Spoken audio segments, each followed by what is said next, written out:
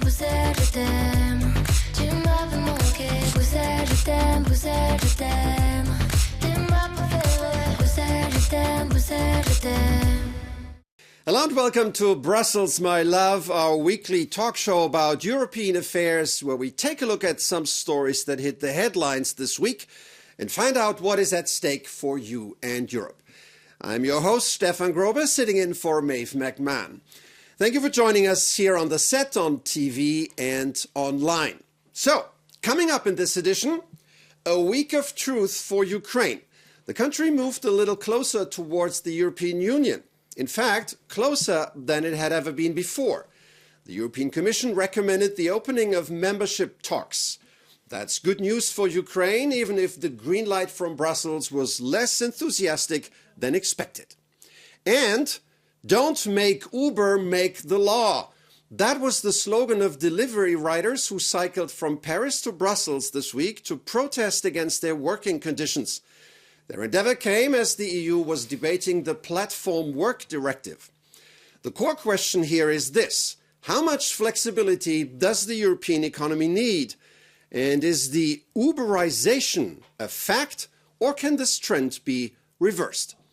Let's bring our panel now and try to get answers from Tomi Hutanen, Executive Director of the Martens Center, Maria Martischute, Policy Analyst at the European Policy Center, and Nikolai Villumsen, member of the European Parliament from Denmark, representing the Left Group. Welcome to all of you, and thank you for joining me in our studio in Brussels. So let's start with Ukraine. Kiev desperately wants to join the European Union, hoping that a full integration puts the country on a path to prosperity and protects it against future Russian aggression. This week, those hopes were kept alive. Take a look. The EU's enlargement report card is out, and Ukraine scores high. So high that the European Commission is recommending that talks should begin with Kiev on joining the 27-member bloc. But Ukraine's pathway into the EU isn't without its challenges. Corruption is one of these, as well as the rights of the Hungarian minority in the west of the war-torn country. Leaders in Kiev also fear that the West's support is starting to wane. The conflict between Israel and Hamas has diverted attention away from Ukraine.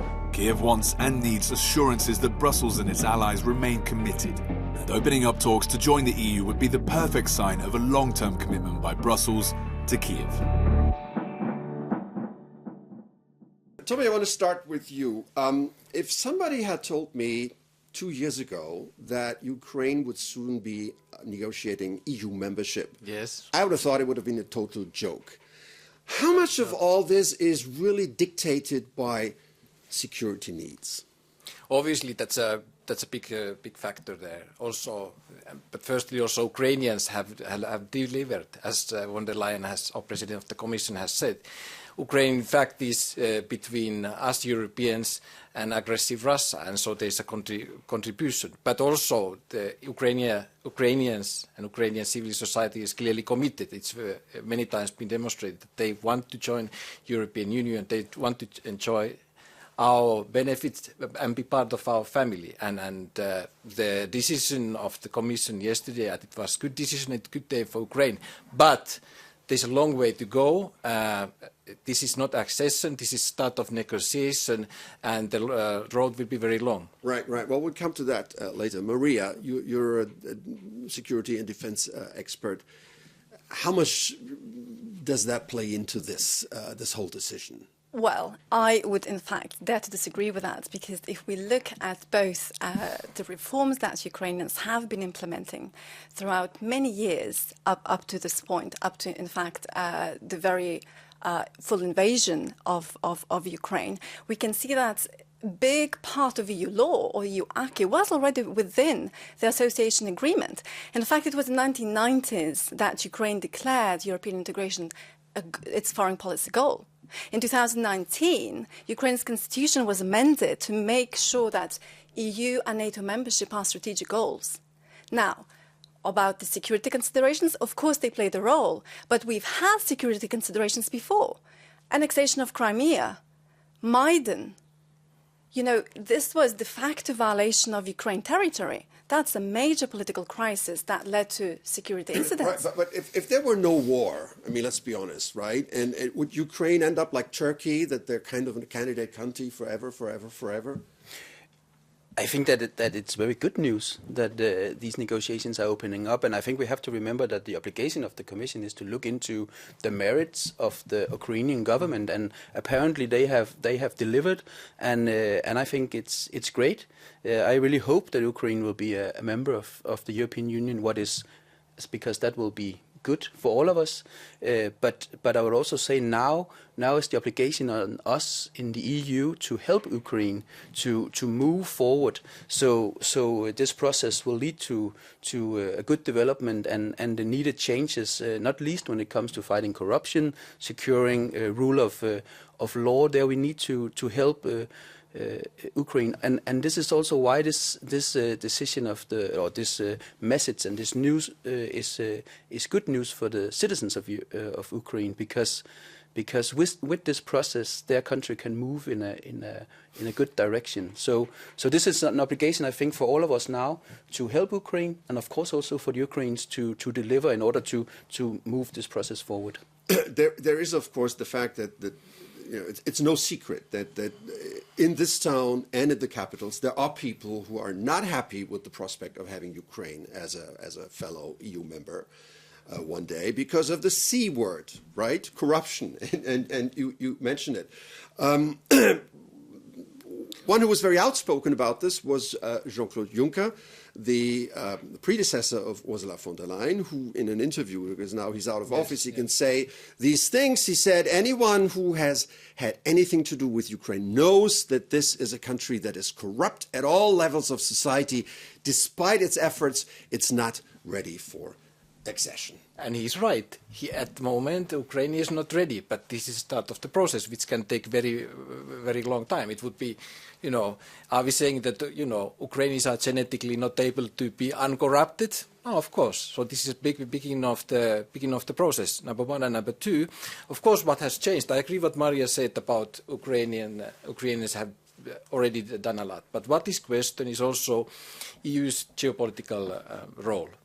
That's also now in the picture. So if we get stuck, if we don't resolve the issue of Ukraine, if we don't manage to stabilize the situation, the whole talk about EU's global role, it will be put in question. Yeah.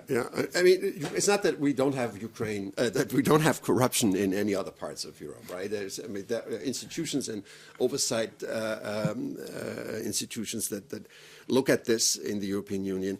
So that's not a unique Ukrainian problem, but how big is it? And But also, I just want to emphasize, I've been to Ukraine both before Maidan as election observer from the Council of Europe, also after, and I have followed the situation in Ukraine for a long time. I have very good friends in Ukraine. So I think when we have this discussion about problems of rule of law and corruption, this is not an anti-Ukrainian discussion. What my concern is that if Europe do not help the people of Ukraine, do not help the parts of the strong parts of the Ukrainian society that wants to change their country in the right direction, and these negotiations process is a tool to do that. So the important thing is that this is not just a declaration from the Commission, but that it's followed up with action in order to help our Ukrainian brothers and sisters in moving their country in the right direction. So they hopefully very, very soon can be a member of the European Union.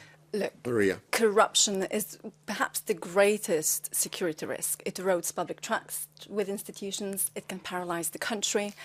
And evidence shows that, countries that have high index of corruption are most prone to violence and most prone to conflict overall. Now, Ukraine has been trying to work on corruption for many years. Now there is more political will, in addition to security considerations, but there is a long way to go. And I would encourage the member states and the Commission to be very strong on this point, because it has to have stability and transparency and good governance principles in its institutions, but it also has time. But I would agree with you that, in fact, EU could help by tailored advisory services, by training, by sending subject matter experts. help and support Ukraine in approximating these European and Euro-Atlantic standards. So I think we're not yet there. It's endemic in Ukraine, but we are on path. What do you make of this argument that Ukraine would suck up all the funds, the cohesion fund and whatnot, once it becomes a member, and all 27 states become net payers for a long period of time? But I think it's clear that changes has to be done within the EU budget, and reforms is needed. They are also needed without Ukraine coming in. To be frank, as an example, when we look at the common agricultural policy, I think it's very important that we reform it and use the money to create green jobs instead of things that are currently now actually, unfortunately, part of creating the problem of the climate change and the killing of the nature. So there are changes we need to do. Also in Europe, to be prepared to have Ukraine coming in. Also, I think on the labor market, I think it's important that we make sure that we are creating a more fair European labor market to avoid that our Ukrainian brothers and sisters end up in the situation that we unfortunately often have seen with when the Eastern European countries that formerly came in, that they ended up being exploited and discriminated at the European labor market. So I think there are changes we need to do in order to make sure that the Ukrainians are coming in not as second-class EU citizens when they come in, but they are coming in and being well treated on all levels of the European Union. And exactly, and the point there is they need to be ready. First of all, I think it's very clear that budgetary framework will not be the same than one day, in 10 or 20 years, as it was when Central and Eastern Europe became EU members. That's number very clear. And secondly, what it also related to corruption but economic development. What we see in Ukraine, I think it's a strength of Ukraine, is that you have very, very strong civil society, which is well reflected here in Brussels, who is all these issues. So it's not only that we here in Brussels or in EU member states want that change, a positive change. Actually, it's very much Ukrainians themselves who want that, who are pushing that, and so that we have partnered there within Ukraine. On that reform discussion, you mentioned it, and obviously the various governments mentioned it. The German government lately said that we have to stop with the idea that every country needs to have one commissioner, for example. So there needs to be reform. What needs to be done? You mentioned agriculture. What else? Political governance, and what do we need, and how far are we? How realistic think the possibility, as we're going to enlarge, I mean, of course, you have to be manageable, you have to be governable. So this brought for the qualified majority voting, which potentially would have to be extended. Unanimity could also be revised, perhaps on certain files which are of geostrategic importance. We could raise the threshold, but still not have full unanimity in order not to paralyze decision-making.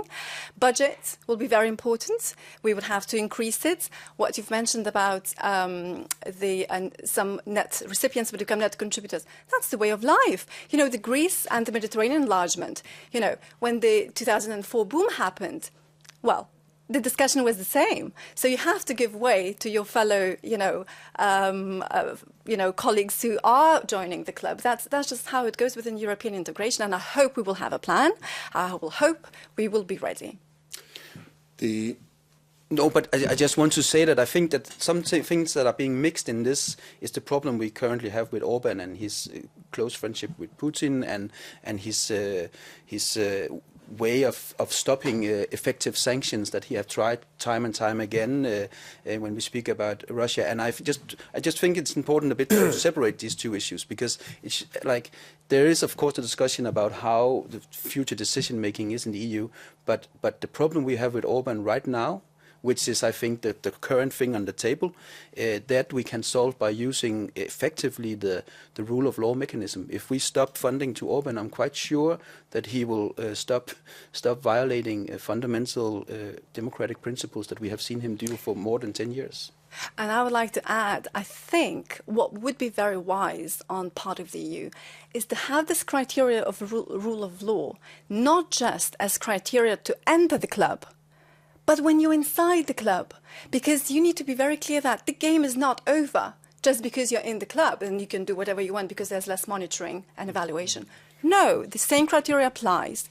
I think that would be And I think conditionality in general, like saying if you are to get EU funding, you have to respect workers' rights, you have to respect rule of law. That will also be much easier for those citizens that have to pay and become net contributors. Move to the core of the issue here, and this is, of course, the war. Yeah. As long as the war is going on, nothing is happening. Speaking of the war, the Italian Prime Minister Meloni recently said, and you know this, she didn't do this really intentionally, but she let out in a phone conversation the sense of fatigue, right? Here's what she said: I see that there's a lot of fatigue from all sides. The counteroffensive has not changed the fate of the conflict. We're near the moment in which everybody understands that we need a way out. But why do you come down to this? Fatigue or not? Fatigue, I would say that fatigue actually doesn't matter. Because if we are not able to fix this problem, it will stay with us. And especially those countries who are directly feeling the heat, actually we come from that region, many of us here in the table, that will consider as long as Putin is there, as long as there's a threat of aggression, nothing has, fatigue or not, it doesn't matter. We need to fix this. Because the point is that if we now manage to stabilize Ukraine, that then very surely means that we are able to stabilize the whole continent. But if not, in worst case scenario, we may have our own Middle East scenario here every 4 to 5 years, some kind of conflict bumping up. I mean, who says fatigue also says support, right? Now, Western support, financial, economic, military, is that sustainable? I think it's important that we support Ukraine, and I think it's shameful that we are still seeing Russian blood diamonds coming into the European market. I think it's very, very problematic that we're still seeing EU buying Russian oil, that we see that there has been, for some member states, an increase in the import of Russian uranium, because we need to really punish the Putin and his oligarchs, and the fundamental question here is respect of the international law, because you shouldn't be rewarded for making a war of aggression. So Putin shouldn't be rewarded for what he's doing, and Europe really needs to be standing firm in the defense of international laws in all conflicts, also in the Middle East, but also especially here in Ukraine, as we all have a common concern to solve the conflict. Maria, on this sustainable support. On sustainable and fatigue, perhaps, if I may, just very fast. Sure. It's sustainable to maintain the status quo, but it's inadequate if we want to do the job and bring the victory. We have to double the efforts. And on the fatigue, it's emotions, it's emotional reaction, and that's fine. We're all human beings. There are hopes and expectations linked to every billion we give, every equipment we give. But at the same time, we have to be grounded in reality and know what the alternatives are. Exactly. And if we're talking about fatigue, and here I might sound quite strong, but a lot of people are fatigued with with excuses. I mean, every piece of equipment or every military lethal or non-lethal weapon we send, it's with excuses. Oh, it's not urgent. Tour is not urgent. It will not change the rule of the game. If Americans give Abrams, then we will deliver the Leopard. Imagine if instead of 5,000 helmets in the very beginning of the war, we had sent those Leopards already back then, accompanied by the training. I think we could have been, and time and logistics are very important in war, because you win if you outproduce and you outsupply your enemy. So time and logistics are critical. Well, of course, you're an analyst here, but we need to talk. When you look at the governments, and even in the United States, you see support is waning, and that's the problem, really, right? That the political support is because people see the counteroffensive is not what they thought it would be, and that's the risk. I'm not advocating this. I'm just playing the devil's advocate here. No, you're right. But even in the United States, even in Congress, there's a majority support still for Ukraine. It's just the political dynamics, and the Republican extreme wing has been able to take over. But that will be the challenge. Thank you so far for a great conversation. We're going to take a break now, and when we come back, is the European economy at risk of being uberized? Whatever that is. That's next on Brussels, my love. Stay with us.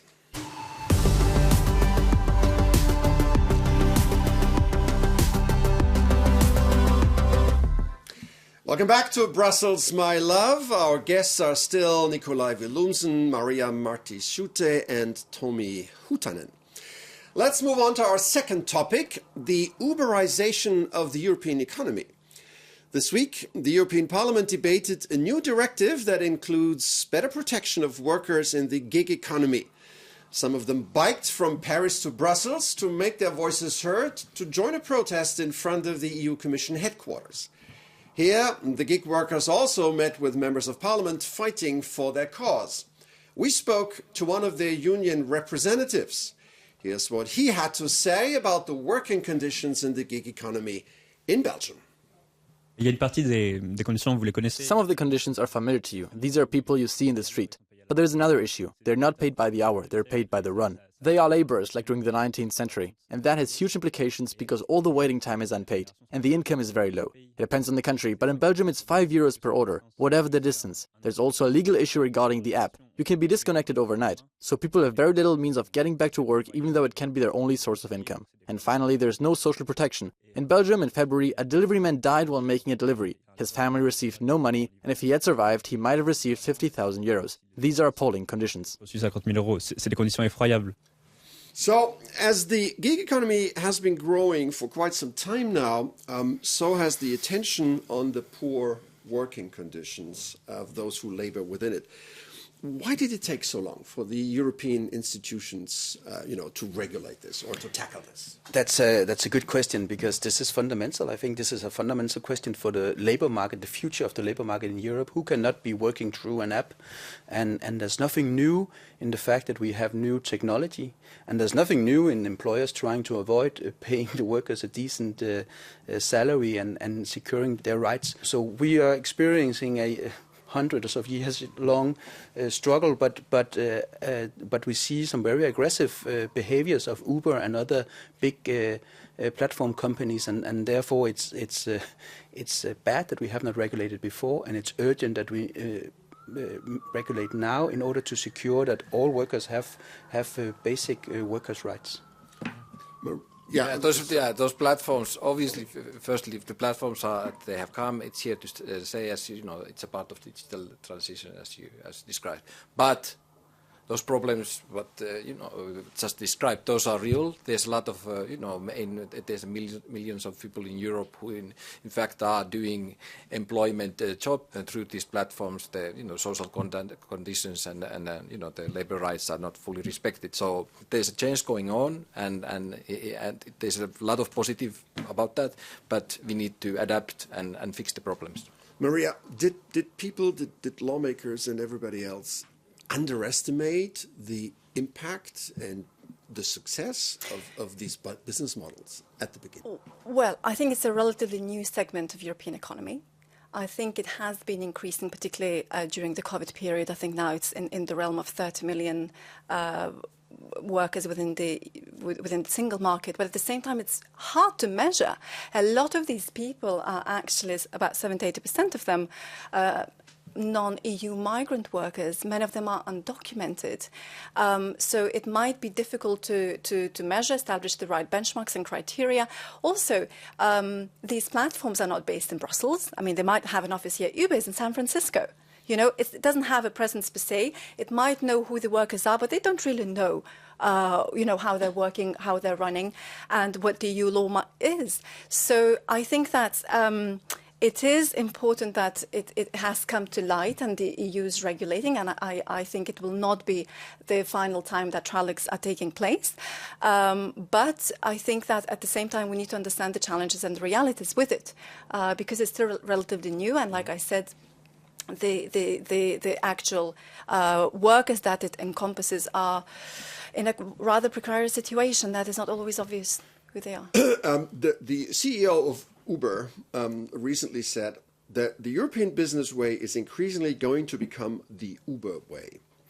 And I'm coming right to you. If Uber says, in addition to that, we're going to take care of our workers, does that take the wind out of the sails of regulators and lawmakers who want to put order in this industry? But I think it's all companies, all employers need to secure basic workers' rights. It's also about creating a level playing field. Like you have an ordinary taxi company, having a collective agreement, paying decent wages to their workers, securing they have a pension, securing they have help if they come into an accident. And then you have a company like Uber, not paying decent salaries, not giving pension rights at all, not helping the workers when they come into an accident. Of course, that's not a level playing field for competition. So this is both like a question about like securing basic workers' rights that is key to having a acceptable European project, but also it's also about like fairness in the competition. So Uber is not playing along the rules, and things need to be done about it. But that's then that's the task of the legislator, and as you said, and then you have always the point. I agree what you said, but of course this has given now the opportunity for many people who before didn't have the possibility to enter to employment to have some kind of income. And thirdly, as the study showed, the pie has getting bigger, meaning that a lot of people who were not using so often, these transport means or taxi or cars, that are now using it. So where's the line in between giving otherwise marginalized people some earning opportunities and exploiting them? But I think sorry, I want to bring in Maria. I think you put your finger.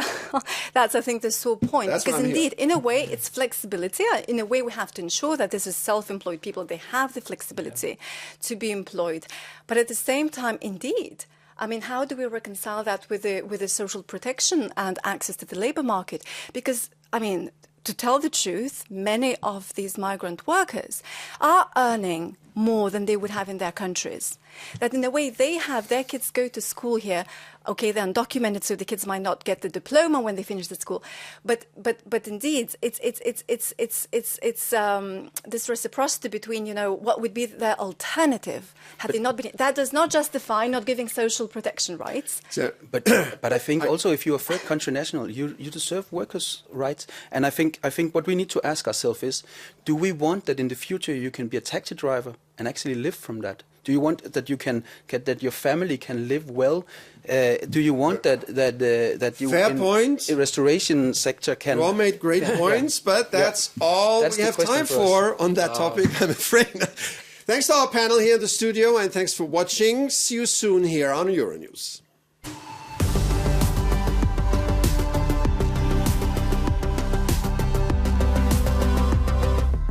Welcome back to Brussels, my love, our weekly talk show about the week that was. Pizza, police, taxi. What do these words have in common? Answer, they all exist in English and French. That's a bit of a help for non-French speakers, although it's probably not enough for a full conversation. Most foreigners prefer English, even inside the EU institutions, turning the language of Shakespeare into globish, or, as linguists call it, an endonormative lingua franca. This has triggered the anger of France, who wants to see Brussels bureaucrats speaking French, especially after Brexit. Paris is now attacking the bloc for hiring new employees based on assessments conducted in English. The French contend that those criteria favor Anglophone candidates and have filed 2 complaints before the EU's top court. So, it's Shakespeare versus Molière.